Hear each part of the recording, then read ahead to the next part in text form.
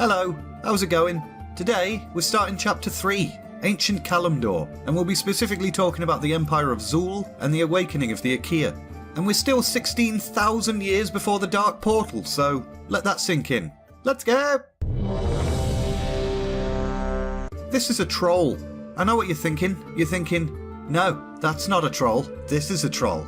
Well, that's true, but in Warcraft, this is a troll. And before we go any further, let's establish one thing. Trolls sound like this. What's happening, man? Trolls are a race of savage hunter-gatherers. They have average intelligence but possess incredible strength and agility. Also, they can recover from physical injuries very quickly, even regenerating lost limbs over time. Me arm fell off, mon! All in all, trolls are pretty badass. Early trolls developed a range of superstitious customs. Some devoted themselves to war and practiced cannibalism. Some sought knowledge through mystic practices and meditation. Some practiced a dark and powerful magic called voodoo. But they all shared one thing in common, a religion. This revolved around Kalimdor's elusive wild gods, which the trolls referred to as Loa and worshipped as deities. The trolls gathered near some peaks and plateaus in southern Kalimdor, which was the home to their beloved Loa. They gave this holy mountain range the name Zandalari and soon built encampments on its slopes. One group of trolls in particular, pretty much the most powerful group that called themselves the Zandalari tribe, claimed nearly all of the mountain's tallest plateaus. Atop the highest peaks, they built a small cluster of shrines. In time, these grew into a temple city known as Zuldazar.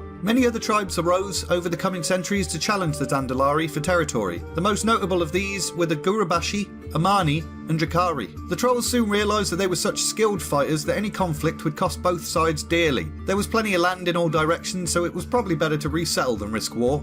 The troll witch doctors and priests advised the tribes of one place they were forbidden to go, a small mound of blackened stone at the base of the Zandalari mountains. The Loa had warned the tribe's mystics of severe consequences should they disturb the black stones. And then someone disturbed the black stones, because that's what happens. Don't question it. They discovered that these were not black stones, they were the jagged hide of a monstrous creature. A gigantic Cathraxi general emerged from its nap and slaughtered those that had revived it. Turns out that this was Kithix, the bugger who'd fought Tyr and escaped. Kithix took one look at this troll empire and thought to itself, what a load of crap. It knew the old gods would be pleased if it destroyed the trolls and everything they'd built, so it reached out with its mind and discovered the Aqir had survived and were hidden in tunnels and warrens beneath the ground. Kithix rallied the swarm. As it expanded its power and recovered, the Aqir built a vast subterranean empire called Aqir. Kithix watched as the Aqiri ranks grew, and when the time was right, it led the insectoids into battle. The trolls were formidable foes, but this new threat was unlike any they'd ever faced. The smaller tribes fell before the unrelenting force. As the Aqir neared the Zandalari mountains, the Zandalari moved to act. They united the tribes into a single force which they called the Empire of Zul. The Zandalari took the role of commanding the troll army. From their temple cities they could detect enemy movements and direct attacks. The other trolls used ambush tactics to whittle down the enemy's numbers. Priests summoned the Loa to assail their enemies. The Aqiri were forced to retreat, and Kithix, gravely wounded again, ran away. But don't worry, it's not off to hibernate for thousands of years this time. It took a number of Aqiri with it and planned to regain its strength whilst the insectoids continued their war with the trolls. The Zandalari knew that the Aqir still posed a threat, so they sent the other tribes to hunt them down. The Gurubashi, Amani, and Drakkari could defeat the Aqir and then claim fertile new lands for themselves without any competition. Obviously this was a no-brainer. The Drakkari head north, but came across a weapon they'd never faced. A small group of Titanforged who dwelled outside Ulduar had been captured and enthralled by the Aqir. These Tol'vir, known as Obsidian Destroyers, almost overpowered the Drakkari, but they didn't because the Drakkari are brilliant. The Gurubashi also encountered corrupt Titanforged. They'd head southwest, where the Aqir had overrun Anchorage. As a reminder, this is where Cthulhu is imprisoned. The Aqir had enslaved the Anubisath giants who guarded the prison. Early engagements did not go well for the trolls. The Aqir and Anubisath straight up slaughtered a lot of them.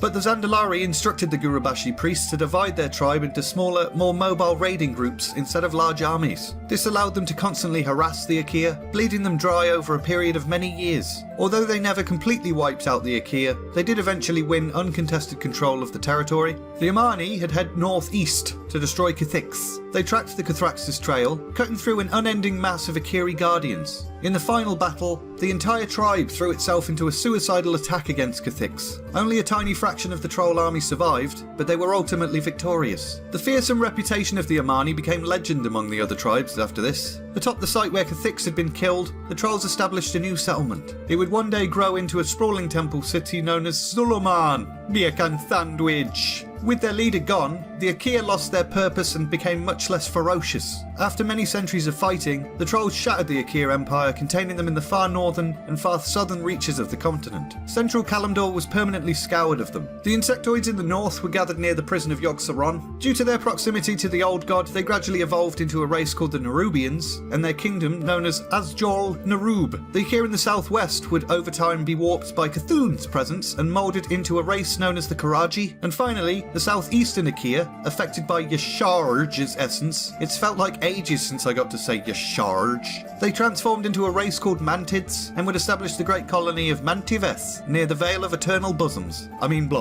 Without war to bind the trolls together, the factions grew ever more distant and insular. The strongholds of the different tribes would blossom into vibrant homes, temple cities, and eventually empires in their own right. The Zandalari withdrew back to their mountain plateaus to pursue spiritual knowledge, but would always maintain an immense influence over the disparate troll societies. And we're leaving it there! So there you go, an introduction to trolls. We'll definitely be talking about more troll stuff soon, but in the next video, we'll be looking at the Mantids and their conflict with the Mogu in the Age of 100 Kings. And that'll be on Tuesday, so if you want to see that, make sure to hit that subscribe button. If you enjoyed this video, leave a like. Also, you can talk to me in the comments. Do you like trolls? Did you like my troll voice? Or would you advise me to maybe never do that ever again? Let me know. And all that's left to say is, thanks very much for watching, and see ya!